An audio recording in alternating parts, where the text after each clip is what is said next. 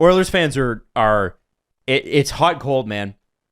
And it's just either like the team. Well, yeah, and it's not they're the Oilers fans that listen to this show are never really disrespectful No. anymore. It got to a point where it was like, okay. And I remember, I think for a while there, I think they felt like we were picking on them because this organization continues to do the same shit every year.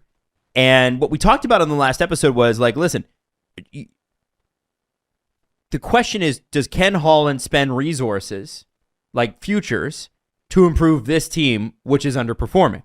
And you're a Leaf fan, and And my point was, if Connor McDavid and Leon Draisaitl have earned it, then the team's earned it because they are the team. Yeah. And you see what happens when they're not playing well. The team falls apart. They don't have any depth. Everybody else is a placeholder. Hi, you're just here. You're just stopping through. It's Connor McDavid and Leon Draisaitl and guy, all the way down the lineup. And that includes recently Nuge, who has not been great. And I don't know. I don't know what's going on with Edmonton. It's right. The entire defense is a mess. The numbers also support the theory that it's only McDavid and Draisaitl because right now, the stat I heard the other day is that McDavid and Draisaitl going into the New York game are +2 on the season. Like when they're on the ice, they're +2, which isn't great. That's their goal differential, whatever. Okay. But when they're not on the ice, the rest of the team, I believe their goals for 17, goals against 36. Oh. So that's what, -16 or whatever, roughly that going into New York game. The number's larger than 2. It's worse after probably that game as well. It's probably going to be worse coming out of Toronto tonight. So, although it's the Leafs, they might just hand them a victory. The Leafs first liner Evan Rodriguez own the Edmonton Oilers, and they have for the last 10 games, 2 years. When Matthews originally tested positive, I was like, okay, we look forward to Matthews versus McDavid. We look forward to watching that. The amount of Oilers games Matthews has missed over his career is staggering. Mm-hmm. Like the sheer percentage, especially at home, is staggering. And then, it's a false positive. Great. And now McDavid's out. Yeah. Have the Leafs lost to the Oilers during the pandemic? I don't think so. In their last 10 games, they've allowed 20 goals against Edmonton. So it's in how many games? Last 10, Edmonton's only scored 20 against the Leafs. Wow. So it's not good. And people are going to give me a lot of shit about my Nugent Hopkins take, but I just want to break this down for you. Here's what I'm talking about. 14 of his 26 points have come on the power play. He has 3 goals. He has 26 points, but 14 of them are on the power play. Yeah. Who do you think are scoring those? Yeah, like it's fine that he scores on the power play, but it's fine that he has 23 assists, but 3 goals. Yeah, people conflate that. They're like, "What? Why are you punishing him for scoring on the power play?" He's not scoring on the power play. Someone else is. Well, no, it's to illustrate. Yeah. Well, sorry, he's generating offense with assists. Sorry, but it's to point out he's not scoring at even strength. Yes, and after the big extension too. And now he's shooting, and I feel bad for him. He's shooting 4.2%, but all the same, one must. You got to do it. You got to step up. Buffalo Sabres era Taylor Hall is like, hey, that's pretty good. Yeah. Watch, he's gonna get a hat trick tonight just because I said that. Oh no! But the mudslinging has started, and it started with Dave Tippett. And Jesse, I sent you a link on this one with Dave Tippett's comments after a recent game, and it's sort of funny because he's talking about Mikko Koskinen. Now, let's take the spotlight off Mikko Koskinen for a second while Jesse's queuing up this clip. Who's the Oilers' other goalie? Mike Smith, who's always hurt. And why is Mike Smith always hurt now? Well, he's 39, man. Like, so Mike Smith, to me, I feel like Mike Smith's not always hurt. Mike Smith's just Mike Smith age. Yeah. He's just a 39-year-old playing goalie, the most physically intense position in the sport, by far. How many 39-year-olds do you know that can do the splits? Not a ton. Not a ton. How many 39-year-olds do you know that can stand for 60-plus minutes in a row in a crouched position? Yeah. Like, think about that's what being a goalie is. You're standing all the time. That's not an easy position. Of course that wears on your joints. But what do the Oilers do? When you're not standing, extremely fast. Well, it's just a really... I'm going to extremely fastly fall down. Yeah, it's just so much pressure on everything. So the Oilers go and do what they always do, and this is where I get Oilers fans' point, bringing it back to where I started. I get what they were saying about what we're saying. They're like, you guys aren't watching enough. Tippett needs to go. Let's be honest here. What the Oilers have always needed, what they really need now is a goalie. Right. And they locked up Mike Smith to a 2-year contract because they don't have any creativity when it comes to that. I'd still say their defense just straight up isn't. It sucks, but come on. It's not even that they re-signed Mike Smith, which is bad. But he was good last year. You can, man, look at some of the players who teams have just shot into the sun, and Koskinen's not one of them. Like, I don't know, man. You couldn't find a way out of that deal? It goes back to the creativity thing. There's just been no creativity. We're going to get, I don't know, Kyle Turris. Going to get him cheap, and we're going to see how it works. Mm-hmm. Oh, well, didn't really work. Okay. Do you want me to play the clip? Yeah, play the clip. This is Dave Tippett talking about Mikko Koskinen. I thought we did a lot of things well tonight. Our goaltender wasn't very good, and we didn't find enough pucks at the net to get us back in the game. There's been talk of starts for this team. They get a power play early in the first period. They don't score on it, but they score about 5 minutes into the game. Then about what do you want to do? Like, it's a brutal mistake. It's a brutal mistake. What are you going to do? Yeah. Right? Call it what it is. We're playing well. It's a brutal mistake. Call it what it is. The season frustrations happen through course. The breathing into the microphone is intense. That's It's intense. Tippett, It's intense. right? Yeah, oh yeah, no, it's definitely him. Yeah, that's some ASMR Dave Tippett stuff for you. Good luck. Okay. But here's what I want to say, and before we continue. Okay, sure. This fight that we're going to illustrate between Koskinen and Tippett, which right now, as of right now, and I'll get to it, they're trying to downplay because it's the last thing the Oilers need right now. This is squarely Ken Holland's fault. This is 150,000% Ken Holland's fault. He's using Mikko Koskinen's name to criticize Ken Holland. Yes, but the harmony on the team, or the lack thereof, between the coach and one of their most important players in Koskinen, this is Ken Holland's fault. Let me run through some numbers with you. I don't know if we need to play any more of the Tippett quote. I think you've kind of I think you got the concept. Last year, Mike Smith played 32 games. He started 30 of them. Out of 56. Out of 56, okay? Yeah. He had 21 wins and 6 losses. That's worth another contract. Man. But he's 39 years old. The last time Mike Smith played over 40 games, it was 18-19. The last time he played over 50 games, it was 17-18. A.K.A. Austin Matthews' second season in the league. The 18-19 makes sense because the 2020 season was cut short. Yeah.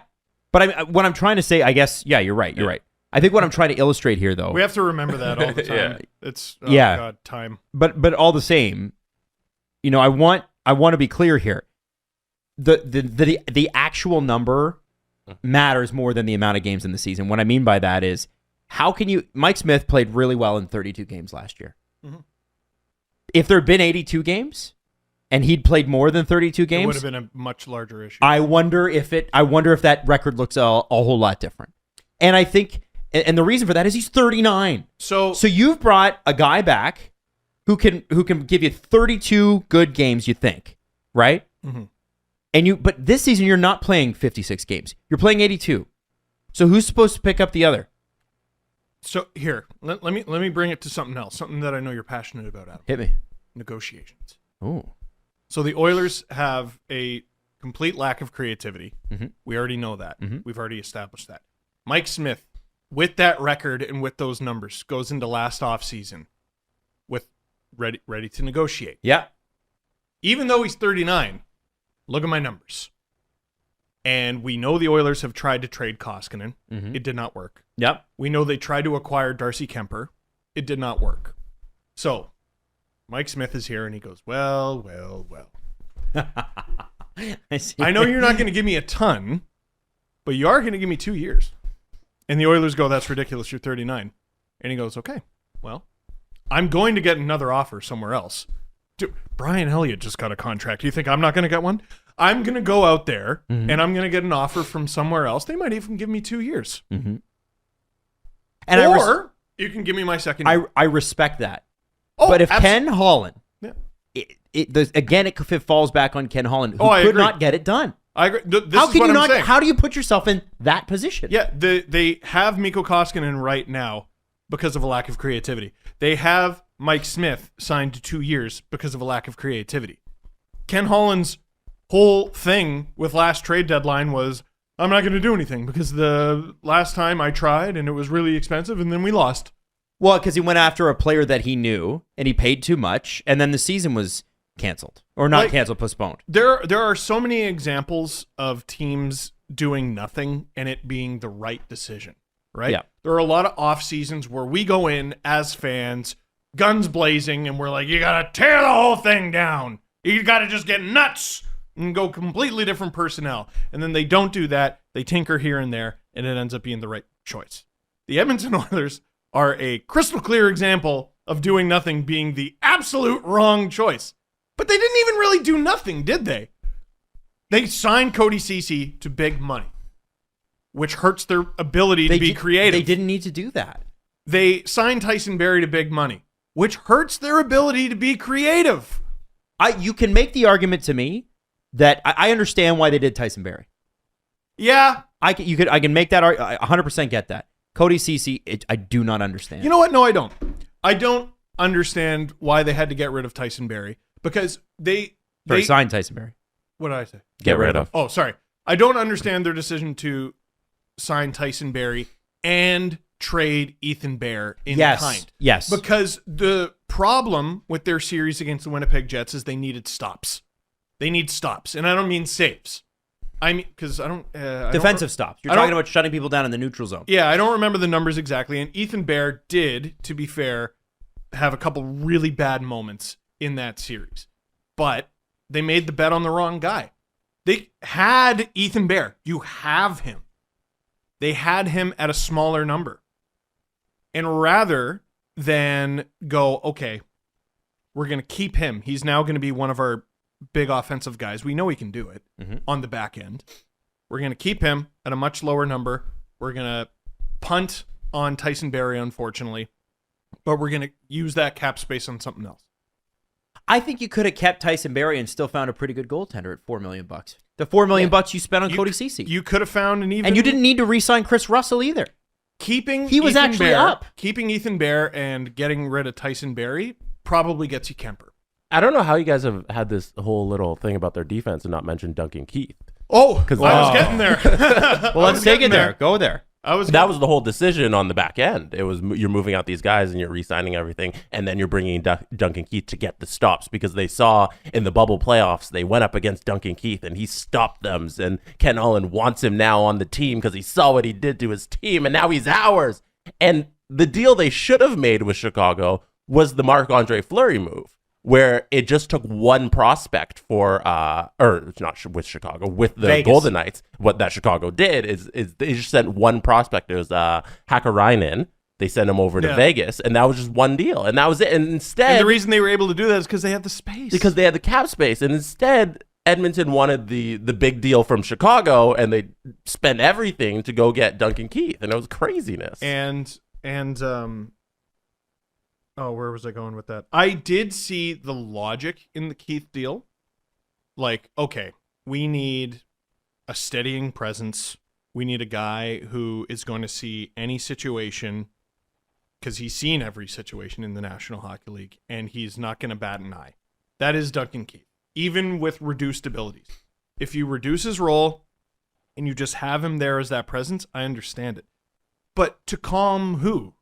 Darnell Nurse, all right, well, he's a younger player in the league, but you trust him enough to give him over $9 million. Yeah. Youngster Cody Ceci?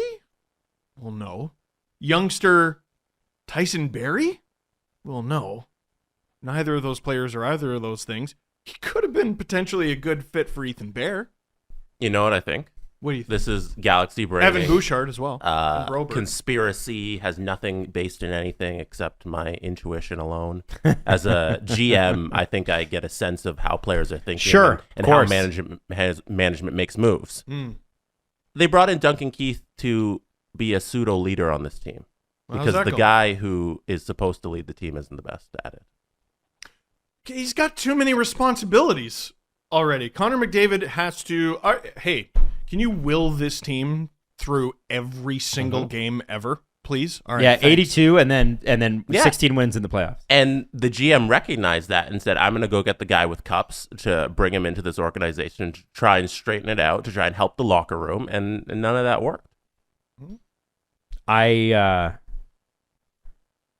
have a lot of questions about that. But I've already thrown my questions out there about Duncan Keith.